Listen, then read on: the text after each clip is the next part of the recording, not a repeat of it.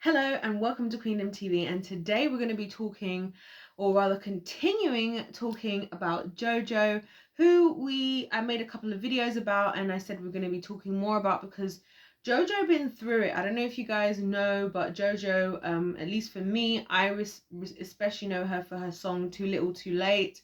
That song has been my jam. If you didn't know, she actually recorded that song when she was like 12, 13, so if that isn't enough to entice you to want to hear more about just all the injustices and everything that she's faced, then it's time to get involved. Check out the other videos. But today we're going to be talking about contracts. We're doing a 2-in-1 because contracts is actually something she also fell victim to. Yet another example of how Hollyweird abuses, very talented people. I mean, again, it hurts when I see her singing, and I was like, doing the research as sent to me by one of you guys. Shout out to you. You know who you are. I was like in shock just thinking at how talented this woman is and how much she had to go through. And this is what they do. They're very good at finding, people that are very talented and exploiting them for everything that they got. And this is pretty much what happened, because she ended up with her label, which was called Blackground. Let me just double check that's what it's called. Yeah, Blackground. And in the end, she wanted to get out of the contract working with them. I'm just looking at my notes, right? But basically her lawyer looked at the contract she was in and was like, well, you're basically never going to be able to work the same way again. But eventually they found a clause in this as a result of a New York law that existed, which basically stated that a minor can't be kept in a personal service contract for more than 7 years. And this contract she had signed into at 12 years old, which is just crazy. Like, how do you expect for a 12-year-old to understand exactly what's going on, or even their parent?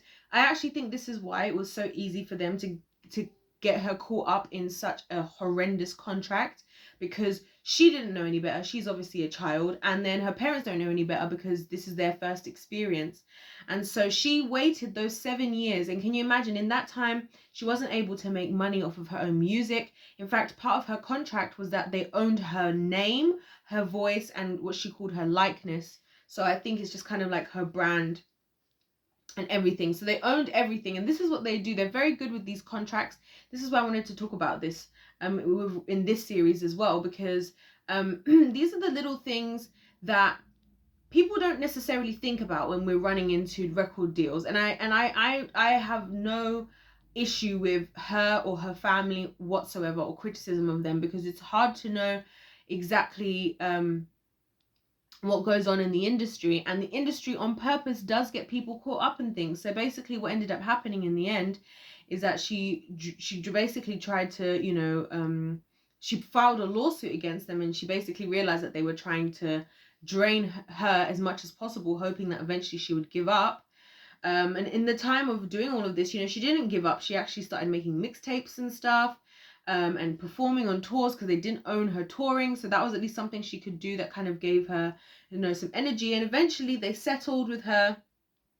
They gave her absolutely nothing, but at least she was out of this horrendous contract. And so it's just crazy, again, to see another example of one of these Hollyweird contracts, how they class people in, especially when they're young. Because the thing is, when you're older, even if you don't have the what do you call it, the expertise, you have the opportunity to look at that with a different level of wisdom and understanding, and I think it can actually even be hard for parents sometimes to want to say, to make these decisions around this type of stuff, because you don't understand. You also don't want to deny your child something. And as I mentioned in the other videos, she was already in a tough spot, her and her family, and initially they kind of made it out like, oh, we're all a family now, similar like to the Britney Spears story, when in reality this is just a way for them to reel her in, get her caught up in something she doesn't understand, have all her music, even though the company went bust to the point where they didn't even have offices and everything,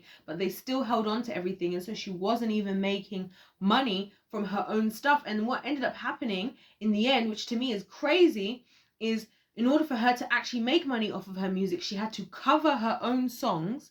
Because you can do that. You can legally cover a song, right? And you can then make money off a song that you are covering. So she covered her own song. She basically just re-recorded them, right, under her as a cover, in order for her to actually be able to make money through streaming, in order for her to actually be able to make money through money for the other people and get royalties, which I talked about royalties as well, which is like amounts of money people make from their songs being used.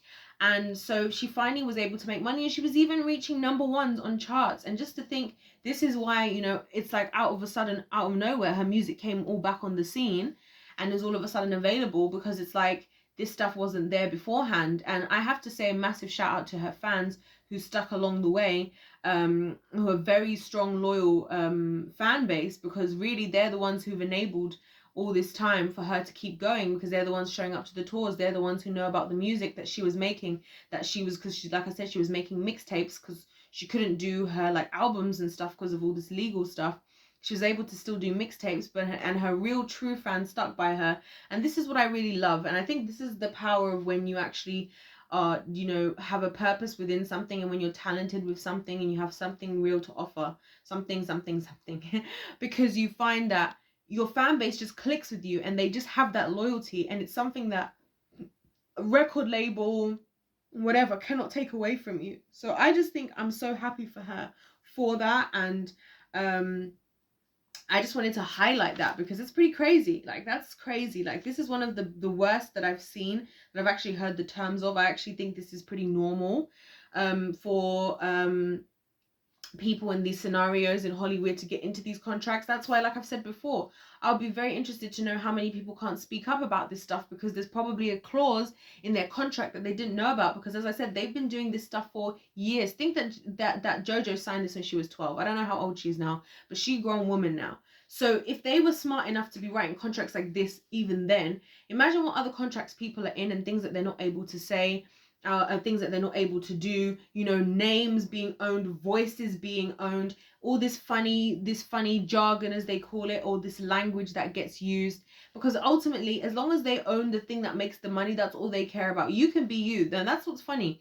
They'll own your name, they'll own your voice, they'll own, what was the other thing they owned here? Sorry, her likeness, as she called it. But you're still you. It's kind of like the I think it was the America's Got Talent contract as well, was kind of similar, in the sense that they were like, you technically own this and technically own that, but we technically have the right to use this for whatever we want, and that's what they do. And it's really sad. So yeah, definitely going to be making more videos just unpacking this. Or eventually she did manage to sign with Atlantic, and then she found herself in a deal that she was actually happy with. And stuff, eventually, after a whole bunch of different scenarios. And I just have to commend her even now for her perseverance. I think that's something that we're noticing for a lot of the people who are making it out alive, who are making it out, you know, with their head screwed on, who are making it out and able to do what they actually want to do. A lot of them have had to endure a long time. You know, Jessie Nelson was in a group for 10 years. Obviously, arguably, one could say that she could have left earlier, which is true. You've got Britney, who was in this conservatorship for all of 13 years. You know, finding out now, you know, we've got JoJo. There's so many different people. Even Amanda Bynes now is just finally breaking out of her conservatorship. Isn't it so interesting? And I'm going to talk about this in a separate video, how when you actually look into these things, it no longer just becomes that, oh, being in the industry is so difficult and this is why they're going off the rails. A lot of the time, it's not really the work that they're doing. It's not really the music. It's usually the effects of what they're actually going through and the way that they're being treated, or what they are or are not being allowed to do, which I think would affect anybody in any field if it was the same thing in those fields as well. But anyways, like I said, I'll talk about those in other videos. So don't forget to let me know, you guys, your thoughts in the comment section down below. Don't forget to hit that subscribe button. You know, if you subscribe, if you haven't already, if you've been watching my videos and you haven't subscribed, where have you been? What are you doing? You never know when I'm going to post my next video about whatever. So you want to hit that subscribe button. Don't forget to like the video as well. Other than that, God bless you all, and I'll see you in my next one.